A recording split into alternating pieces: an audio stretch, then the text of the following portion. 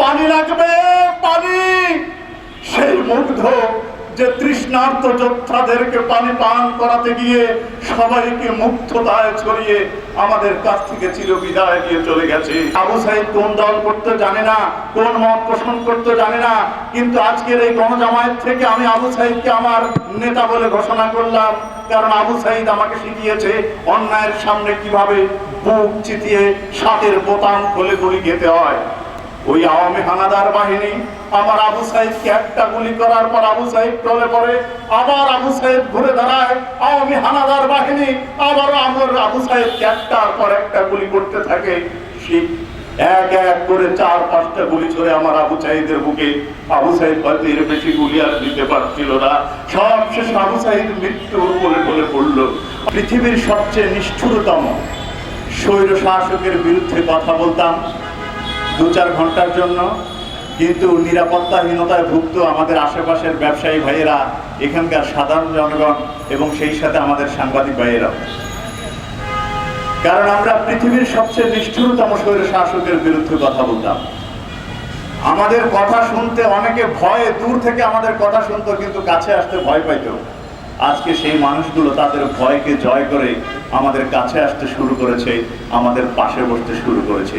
আহা, কি আনন্দ আকাশে বাতাসে! এর চেয়ে আনন্দ আর কোনো কিছু হতে পারে না। তাই আমি স্মরণ করছি আজকে যারা আমাদেরকে এই আনন্দ উপহার দিয়েছেন, বাংলাদেশের হাজার হাজার তরুণ তরুণী যারা স্লোগানে স্লোগানে মুখরিত রেখেছিল সারা বাংলার রাজপথ। আমি স্মরণ করছি এখনো যারা হাসপাতালে হাতে গুলি খেয়ে, পায়ে গুলি খেয়ে, অঙ্গ প্রত্যঙ্গ হারিয়ে ছাত্রলীগের সন্ত্রাসীদের গুন্ডাদের হামলায় এখনো হাসপাতালে মৃত্যুর সাথে পাঞ্জা লড়ছে, আমি তাদেরকে স্মরণ করছি। সেই সাথে স্মরণ করছি আমার মা বোনেরা যারা এক একজন ঘরে বসে না থেকে বাসা থেকে বেরিয়ে এক একজন বাঘিনী রূপে স্লোগানে স্লোগানে মুখরিত রেখেছিল বাংলার রাজপথ।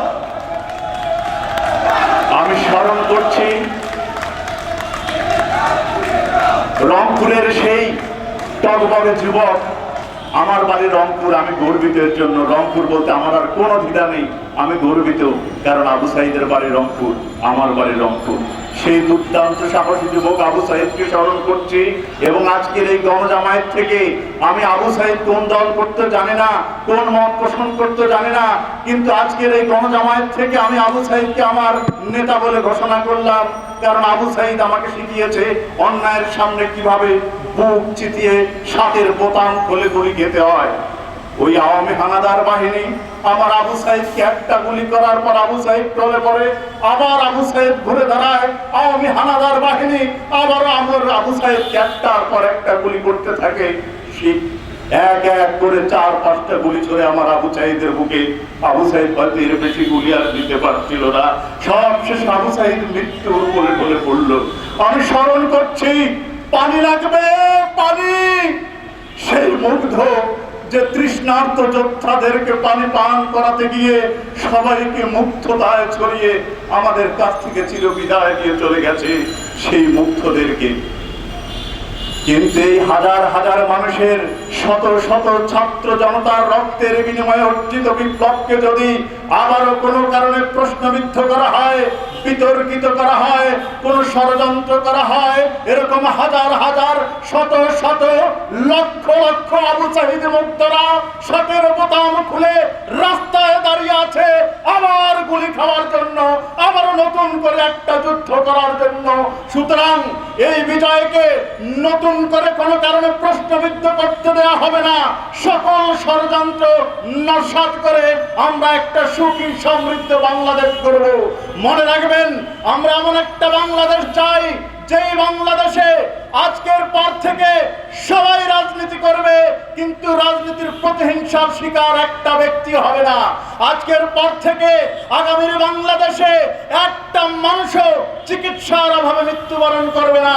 আজকের পর থেকে আগামীর বাংলাদেশে একটা মানুষও না খেয়ে মৃত্যুবরণ করবে না। আগামীর বাংলাদেশে আজকের পর থেকে একটা মানুষও গুম হবে না, খুন হবে না, আয়না ঘরে যাবে না।